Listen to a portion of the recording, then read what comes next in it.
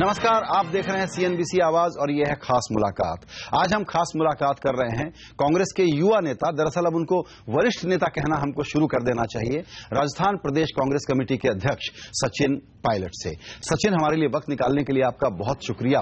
पहला सवाल मैं ये पूछूंगा कि पिछले दिनों का जो नैरेटिव हमारा था कि सरकार ने वादे बहुत किए, डिलीवरी नहीं हो रही है, वगैरह वगैरह, थोड़ी सी निराशा हो गई है। लेकिन मूडीज, जो दुनिया की एक जानी मानी रेटिंग एजेंसी है, उसकी रेटिंग आई है कि ठीक ठाक काम हो रहा है, इसी डायरेक्शन में चलते रहे तो इनका आउटलुक जो है भारत का आर्थिक प्रगति का, वो पॉजिटिव है। इसको कहने के बाद जो पिछले क्रिटिक्स हमने करते हुए सुने हैं, मुझे लगता है उस पर एक विराम लगा देना चाहिए और मानना चाहिए कि शुरुआत अच्छी हुई।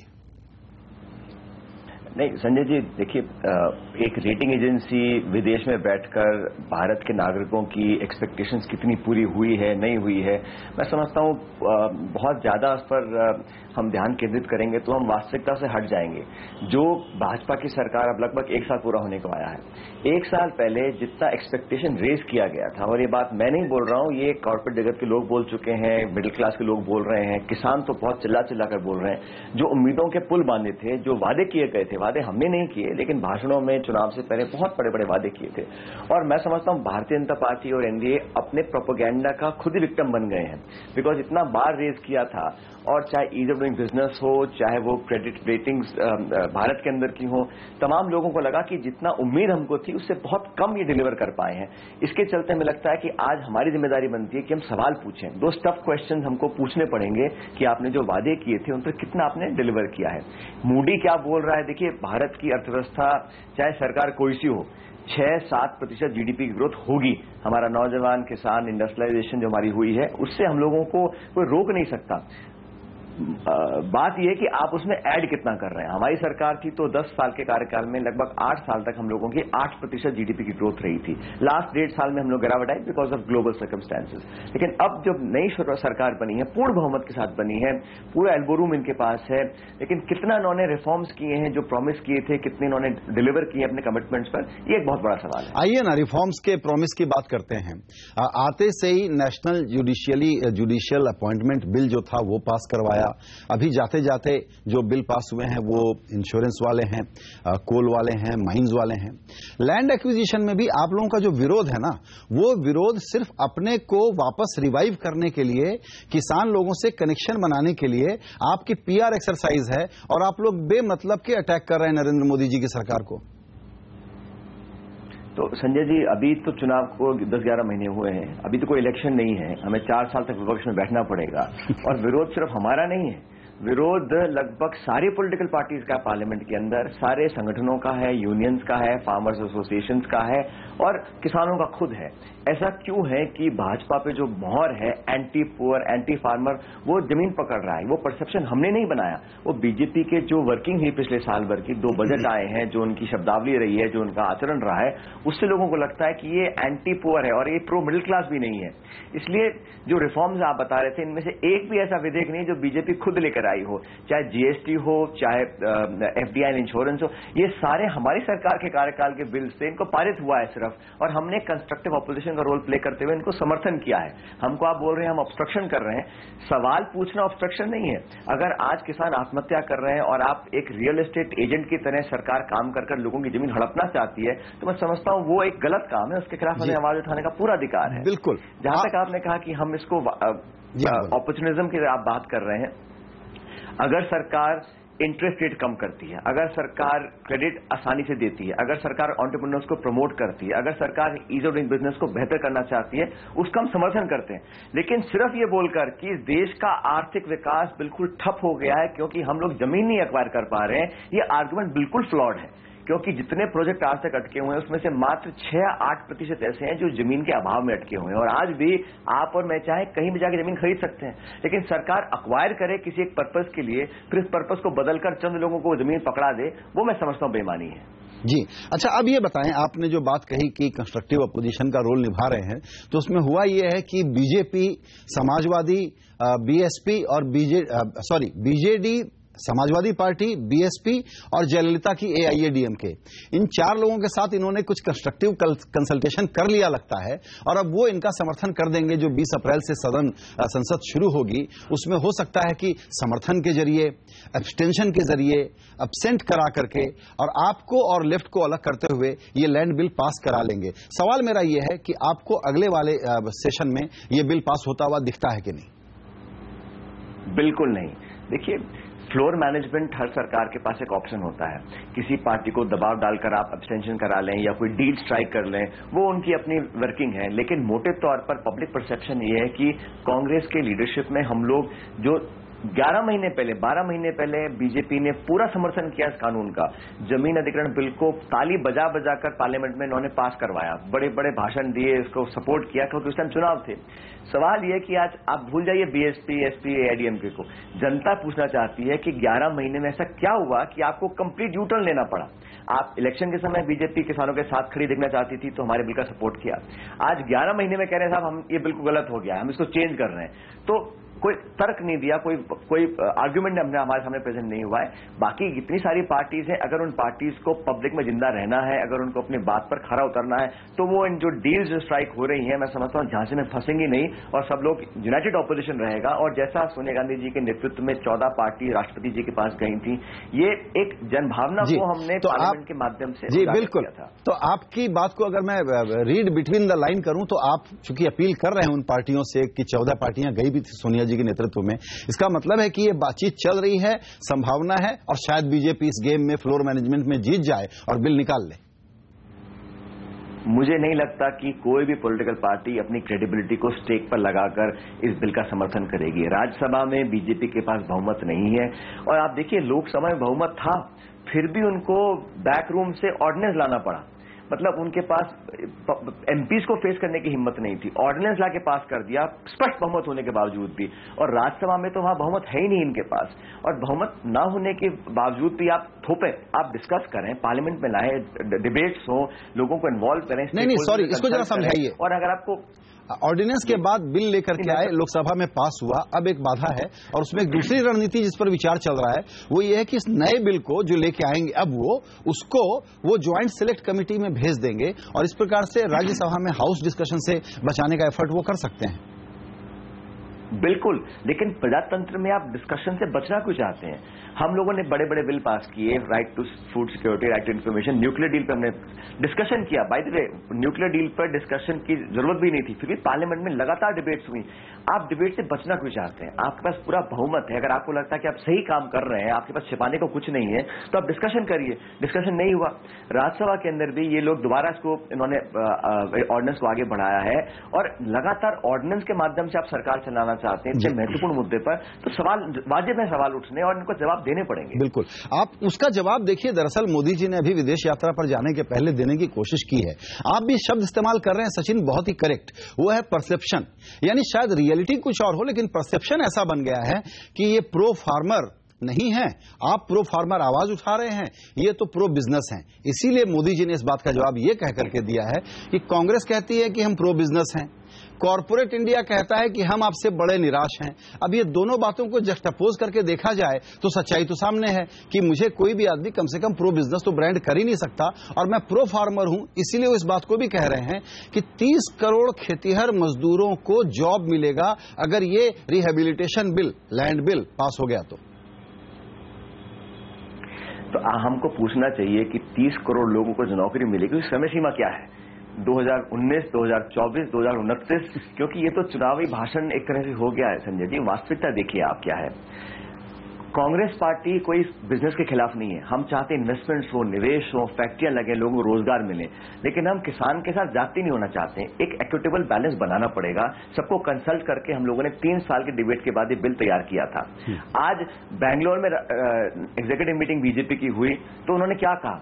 सबको कहा अपने एमपीज को, जाओ क्षेत्रों में जाओ, गांव में जाओ। एक परसेप्शन बन गया कि हम किसानों के खिलाफ हैं। उनको चिंता है इस बात की, क्योंकि उनके काम ऐसे हैं कि आज उनको सफाई देनी पड़ रही है। अगर कुछ गलत नहीं किया होता तो सफाई देने की बात ही कहां सामने आती। आज प्रधानमंत्री जी को खुद स्पष्टीकरण देना पड़ रहा है। मतलब उनका जो कार्यकाल रहा 11 महीने का, उसमें एक नेगेटिव परसेप्शन बना है उनके खिलाफ। और हम नहीं कहते हैं कि हमने बनाया है, हम तो सिर्फ जो हकीकत है, जो जमीन की आवाज है, उसको हम उठा रहे हैं। और प्रजातंत्र में मेन पॉलिटिकल पार्टी होने के नाते हमारी एक राजनीतिक जिम्मेदारी है कि हम सवाल उठाएं। हम ऑब्स्ट्रक्शन नहीं कर रहे हैं, लेकिन हम आपसे स्पष्टीकरण मांग रहे हैं, वो कोई गलत नहीं है। जी बिल्कुल, आपने बिल्कुल ठीक कहा कि प्रजातंत्र में आपकी बड़ी जिम्मेदारी है। चुनाव खत्म होने के, नई सरकार बनने के बाद हम लगातार कह रहे थे कि ये जो अपोजिशन का स्पेस होता है, इसको एक वैक्यूम है और इसको कांग्रेस पार्टी भरने के लिए कितने एफर्ट करेगी। ये अगर लैंड बिल सामने न आया होता तो आप लोग तो अनुपस्थित थे, नदारद थे, और आपके सबसे बड़े नेता अभी भी अनुपस्थित हैं, नदारद हैं। कहां हैं वो?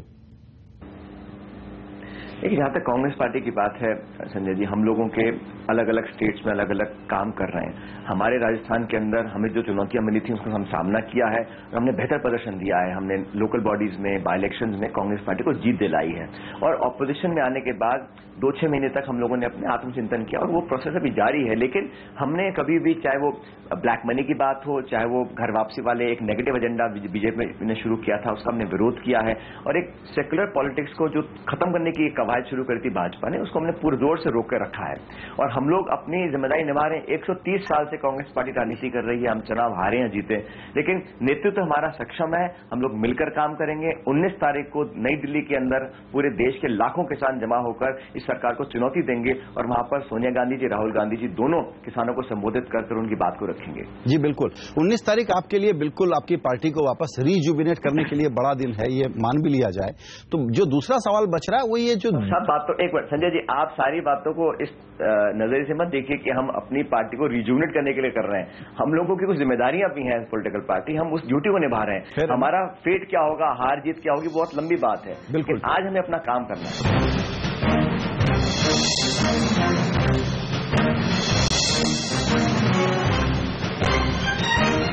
एक सिंपल सा सवाल है, पार्टी के अंदर एक मंथन है, एक कॉन्फ्लिक्ट है, बड़ा जेन्युइन कॉन्फ्लिक्ट है, किसी भी सक्सेशन के वक्त ऐसा होता है। लेकिन आपको लगता नहीं क्या कि बड़ा सिंपल काम है आपके लिए कि सोनिया गांधी के नेतृत्व में ही पूरी पार्टी काम करते हुए ठीक ठाक कर लेगी? राहुल गांधी को लाना, कैसे लाना, उनके विचार बड़े अलग हैं, वो बड़े अलग किस्म के नेता हैं। ये बहस बहुत लंबी चल गई है, आप लोग फिगर आउट नहीं कर पा रहे हैं, वो फिगर आउट नहीं कर पा रहे हैं। तो ये जैसे ही राहुल की डिस्कशन पार्टी के भीतर आप लोगों की वफादारियों के चक्कर में जो डिबेट लगातार चलते रहती है, इससे आप लोग अपनी साख दरअसल कम कर रहे हैं। सोनिया गांधी आपकी नेता है, कांग्रेस पार्टी चलाते रहिए, राहुल गांधी का डिस्कशन आप लोग अंदर में बंद कर दीजिए। हमें तो खुशी है संजय जी कि हम सत्ता हारने के बाद भी सिर्फ 44 हमारे एमपीज हैं और फिर भी हमारी पार्टी के प्रत्येक नेता की लॉयल्टी, डिस्कशन, डिबेट पर आज भी हम सुर्खियों में हैं। मुझे संतोष इस बात का है। आप हमारी पार्टी की चिंता मत करिए। हम लोग, सोनिया गांधी जी हमारी इलेक्टेड प्रेसिडेंट हैं, Rahul Gandhi ji elected vice president हैं। उन दोनों के नेतृत्व में 2 बार लगातार हम लोग चुनाव जीते हैं देश के अंदर, और 35 साल में पहली बार बैक टू बैक किसी पार्टी ने 2 चुनाव जीते हैं। तो हम चुनाव जीते भी हैं, चुनाव हारे भी हैं। अब आने वाले समय में हमारा लीडरशिप कैसे होगा, ये हमारी जिम्मेदारी है, उसमें कोई कंफ्यूजन नहीं है। सही समय पर, सही टाइम पर हम लोग अपना बदलाव भी करेंगे और ये आपको समय से पहले हम सूचित कर देंगे। लेकिन हमारा एक कलेक्टिव लीडरशिप है और दोनों के नेतृत्व में हम लोग काम कर रहे हैं और हम लोगों को पहले से ज्यादा पिछले 11 महीने में हमने काफी ग्राउंड कवर किया और आप देखिएगा हम बहुत जबरदस्त कमबैक करेंगे, इन लोगों को एक्सपोज करेंगे जिन्होंने झूठे वादे किए हैं। ये एक बहुत, मैं प्राइवेसी की कदर करता हूं, कोई भी आदमी छुट्टी मनाए, आत्मचिंतन करे, कुछ भी करे, लेकिन इसको पॉलिटिकल इवेंट आप ही लोगों की तरफ से बना है कि वो कहां हैं ये तो बता नहीं सकते कि कहां है, तो छोड़ दीजिए, क्या कर रहे हैं ये तो बताइए। संजय जी, इस बारे में जानकारी मेरे पास नहीं है। मैं इतना जानता हूं कि हर व्यक्ति को ये छूट होनी चाहिए कि वो अपना टाइम कहां स्पेंड कर रहा है, किस प्रकार कर रहा है। लेकिन इतना मैं जानता हूं कि राहुल गांधी जब वापस आएंगे तो सक्रिय रूप से कांग्रेस पार्टी की जिम्मेदारी को संभालेंगे और हम लोग दोनों के नेतृत्व में बहुत ज्यादा हमको काम करना है। बिहार के चुनाव पर आ गए हैं तो 19 तारीख को लौट ही रहे हैं, तो उसके बाद आप जैसा आप कह रहे हैं कि 19 के बाद वो बिल्कुल सक्रिय हो जाएंगे जोर से। जैसे मैंने कहा, दोनों हमारे पार्टी के तमाम बड़े नेता इंक्लूडिंग मिसेस सोनिया गांधी और राहुल गांधी जी उस रैली में उपस्थित होंगे और हमारी जो अब तक की महीनों की जो कवायद है उसको और पुरजोर तरीके से रखेंगे दिल्ली के अंदर। आइए अब चलते हैं राजस्थान, क्योंकि वहां पर आप खुद जिम्मेदारी संभाल रहे हैं अपनी पार्टी की। हम सुनते हैं कि वहां पर वसुंधरा राजे की जो सरकार है काफी बढ़िया काम कर रही है, लेबर रिफॉर्म कर डाला, रूरल डेवलपमेंट हो या अर्बन डेवलपमेंट हो, नए किस्म की प्लानिंग हो, शहरों को स्मार्ट बनाना हो, काफी काम कर रही हैं। एक बिल्कुल निरपेक्ष भाव से आप वहां का एनालिसिस बताइए हमको। देखिए, आप जिन बातों की आपने चर्चा करी है संजय जी, रिफॉर्म्स हो रहे हैं, लेकिन पार्लियामेंट में सेंट्रल गवर्नमेंट के लेबर मिनिस्टर ने सदन के पटल पर कहा कि जो लेबर रिफॉर्म्स राजस्थान में हुए हैं वो ILO जो इंटरनेशनल लेबर ऑर्गेनाइजेशंस के मापदंड हैं उसके क्राइटेरिया को बिल्कुल मीट नहीं किया। और RSS और बीजेपी का जो मजदूर संघ है वो भी इसके खिलाफ है। तो रिफॉर्म सिर्फ करना, सुर्खियां बटोरने की अलग बात होती है, लेकिन आपने यूनियंस को, इंडस्ट्री को, स्टेक होल्डर्स को कंसल्ट नहीं किया। मेजोरिटी के आधार पर रातों रात आपने बिल पास कर दिया। बीजेपी के MLAs को नहीं पता कि उस बिल के अंदर क्या लिखा हुआ है। तो ये तो एक तरह से सिर्फ अपना ब्रूट मेजोरिटी के तहत पर आप फटाफट काम करना चाह रहे हैं, लेकिन ऑन द ग्राउंड इसका कोई इफेक्ट नहीं हो रहा। आप डेवलपमेंट की बात कर रहे हैं, राजस्थान के अंदर पिछले 1 साल में 3000 बलात्कार हुए हैं, 40 किसानों ने आत्महत्या कर ली है। यहाँ पर लगातार बेमौसम बारिश और ओला पड़ रहा है। रिलीफ के नाम पर 2 रुपए किसी किसान को आज तक नहीं दिए, लेकिन सिर्फ बोलने के लिए कि हम स्मार्ट सिटी बनाएंगे, हम GDP ग्रोथ करेंगे। मुख्यमंत्री जी आज जापान में है, इन्वेस्टमेंट्स कर रही हैं, और छोटा जो कारोबार है, लघु उद्योग वाले जो हमारे फैक्ट्री मालिक हैं, उन पर इंस्पेक्टर राज चल रहा है, उन पर वसूली चल रही है, उनके बैंक खातों को अटैच कर रहे हैं, बिजली सप्लाई नहीं हो रही, इंफ्रास्ट्रक्चर टूट रहा है। तो इतना मेजोरिटी के बाद भी आप अगर अपने होम ग्रोन इंडस्ट्री को प्रोत्साहित नहीं कर पा रहे हैं तो आप क्या डिलीवर करेंगे? और गवर्नेंस होती है जमीन पर, गवर्नेंस सिर्फ अखबारों में और टेलीविजन से नहीं होती है। लोगों के मन को संतुष्टि होनी चाहिए। आप जाकर राजस्थान में पूछ लीजिए आज कि 11 महीने से किसान, नौजवान, मिडिल क्लास, शहर का, गांव का कौन सा व्यक्ति खुश है? बहरहाल इसका जवाब 3.5 साल बाद मिलेगा हम लोगों को जब चुनाव होंगे, लेकिन हम लोग आज विपक्ष में हैं, इसलिए हम लोग अपनी जिम्मेदारी को निभा रहे हैं और राजस्थान के फायदे में अगर कुछ होगा तो हम खड़े होकर उसका सपोर्ट करने को तैयार हैं। जी, एक इतने बड़ी बातों में, बड़े मुद्दों में एक बात लगता है कि छोटी है लेकिन बड़ी महत्वपूर्ण थी कि एक साहब थे जो वहां मंत्री थे और यहां पर सांसद थे, उसका फॉलोअप मुझे ठीक से याद नहीं है, क्या हुआ? आप लोगों ने कुछ उसमें अचीव किया? हाँ, वो बड़ी अजीब बात है। संविधान में, कानून में बिल्कुल गलत है कि आप MP बन जाएं, MP के शपथ ले लें पार्लियामेंट में और 6-8 महीने तक आप स्टेट में एज मिनिस्टर काम करते रहें। आपने इस्तीफा दे रखा है, वो इस्तीफा कबूल हो गया, आप MLA नहीं हैं, लेकिन आप मंत्री का काम कर रहे हैं और वो अजमेर से चुनकर आए थे, आज वो केंद्र के मंत्री बने हैं। लेकिन ये जो विडंबना रही है, ये बीजेपी को कोई क्राइटेरिया नहीं है, संविधान में क्या है, कानून में क्या है, प्रोप्राइटी क्या है। आप लोकसभा के सदस्य बन गए हैं, लेकिन आपको राजस्थान की सत्ता का मुंह आपसे छूट नहीं रहा और यहाँ बैठ के आप मंत्री पद का काम कर रहे हैं। ये तो बड़ा मुद्दा था, इसको आप लोगों ने जोरदार तरीके से उछाला नहीं, तो ये याद दिला के उठाया। हम राष्ट्रपति जी के पास गए, हमने वहां पर कहा, हमने गवर्नर के पास कहा, मैंने कहा ये क्या धज्जियां उड़ रही हैं, मजाक उड़ रहा है। आप सांसद बन गए हैं, फिर भी आप 8 महीने तक यहाँ पे मंत्री, हमारी MLAs ने उनका पूरा बॉयकॉट किया। 8 महीने तक उन मंत्री महोदय से कोई सवाल नहीं पूछा गया, विधानसभा में उनको शर्मसार हमने किया है। लेकिन ये अब मेजोरिटी है, कानून उनके पास है, वो अगर प्रोप्राइटी में बिलीव नहीं करते हैं तो हम लोग तो एक्सपोज ही कर सकते हैं, बाकी तो जनता देख ही रही है इनकी कार्रवाइयों को। जी बिल्कुल। एक विषय और, सुप्रीम कोर्ट ने कह दिया ये जाट आरक्षण वाला मसला कि गलत है, नहीं हो सकता। उसके बाद बीजेपी फिर रास्ते ढूंढ रही है कि कैसे इसको कराया जाए। आपकी क्या राय है? लेकिन जहां तक हमारी सरकार ने, जो मैं उस सरकार का मंत्री था, हमने सारे क्राइटेरियाज को, नॉर्म्स को देखकर समझकर बहुत जिम्मेदारी से ये कदम उठाया था। बहुत पुरानी मांग थी और संविधान में ये प्रावधान है संजय जी, आरक्षण का प्रावधान जब तक हमारे संविधान में रहेगा तब तक उसको डिमांड करने के लिए अलग अलग समूह, अलग अलग कास्ट, अलग अलग कम्युनिटी के लोग उसको डिमांड करेंगे। मापदंड के आधार पर, संविधान के आधार पर जो डिजर्विंग है उसको मिलना भी चाहिए, क्योंकि हमारे देश में आज भी बड़ी बड़ी डिस्पैरिटीज है। सुप्रीम कोर्ट ने आज को सेट असाइड किया है। मैं समझता हूं अब सरकार को जिम्मेदारी उनकी बनती है कि कैसे इस मामले को सेटल करें। हम लोग चाहते हैं कि लीगल जो रिकोर्स है उसको सरकार गंभीरता से ले। हमारी सरकार ने जो किया था, मैं उस पर टिप्पणी कर सकता हूं कि हमने कोई कसर नहीं छोड़ी थी, लीगल ओपिनियन हमने लिया था, लेकिन सुप्रीम कोर्ट ने अपने व्यू में उसको आज रोका है। तो इस पर सरकार को कहीं ना कहीं रास्ता निकालना पड़ेगा, लेकिन ऐसा ना हो कि राजनीतिक लाभ लेने के चक्कर में एक सोशल अनरेस्ट वहां पैदा हो जाए और लोगों की जो एक्सपेक्टेशंस है उसके माध्यम से कहीं ना कहीं बेचैनी समाज में पैदा हो। इसकी जिम्मेदारी सरकार सरकार की, हम तो उसके समर्थन में थे क्योंकि हमने कानून के दायरे में रहकर सारे काम किए थे। जी, आइए थोड़ा विषयांतर करते हैं और इंटरनेट के बारे में बात करते हैं, क्योंकि इस विषय को भी आपने मंत्री के रूप में काफी नजदीक से देखा था और आप इस पे अब एक प्रकार से एक्सपर्ट हो गए हैं। वो है नेट न्यूट्रलिटी का, जिसमें मुद्दा ये है कि हिंदुस्तान क्या दुनिया के किसी भी इंडिविजुअल को इंटरनेट के बारे में जो एक्सेस है, स्पीड है, कॉस्ट है, उसको लेके किसी भी प्रकार का डिस्क्रिमिनेशन नहीं होना चाहिए। भारत में इस वक्त ट्राई एक कंसल्टेशन पेपर लेकर के आया है, न्यूट्रल पोजीशन पर खड़ा है, कहता है कि दोनों तरफ मेरिट हैं। हम ये समझते हैं कि इस मामले में कोई मेरिट नहीं हो सकता जो देश ये मानता हो कि इंटरनेट का एक्सेस संविधान में दिए गए मूल अधिकार जितना ही महत्वपूर्ण है और कोई भी छेड़छाड़ उचित नहीं होगी। आप नेट न्यूट्रलिटी के बारे में क्या समझते हैं?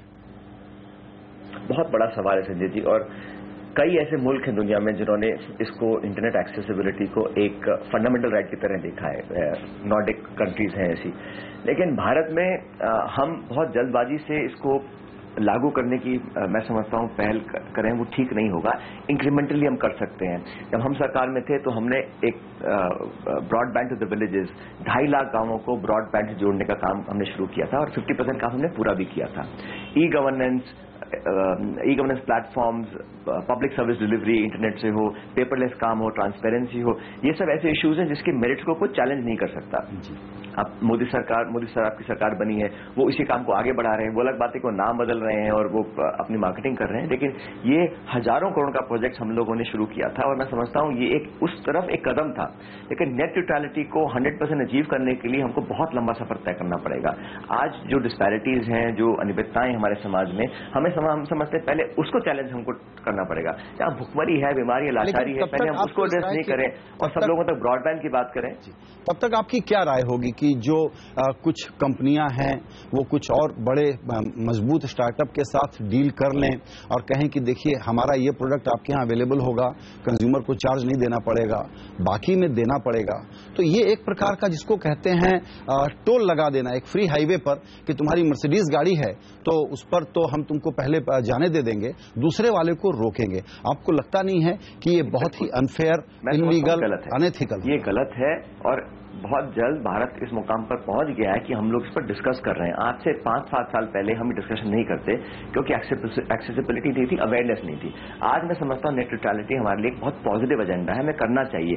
एक रिवर्स डिस्क्रिमिनेशन भी नहीं होना चाहिए, क्योंकि जिस नौजवान को, जिस व्यक्ति को आज एम्बिशन है कि मैं इंटरनेट पर जाऊं, अपने सारे काम इंटरनेट से करूं, हैंडहेल्ड डिवाइस से करूं, उसे करना चाहिए। और हम लोग अगर शुरुआत अच्छी करेंगे तो उसका अंत भी अच्छा होगा। मैं इसके फेवर में हूं, लेकिन मैं इतना ही कहना चाहता हूं कि हम एक झटके में इसको अगर हम इम्पोज करेंगे तो शायद इसका इतना अच्छा इम्पैक्ट हम लोग को देखने को नहीं मिलेगा। जी बिल्कुल। सचिन, आपसे राजस्थान से लेके, पॉलिटिक्स से लेके, किसान के मुद्दों से लेके इंटरनेट पर काफी अच्छी बातचीत हुई और आपने अपना पर्सपेक्टिव शेयर किया, उसके लिए आपका बहुत शुक्रिया। Thank you Sanjay.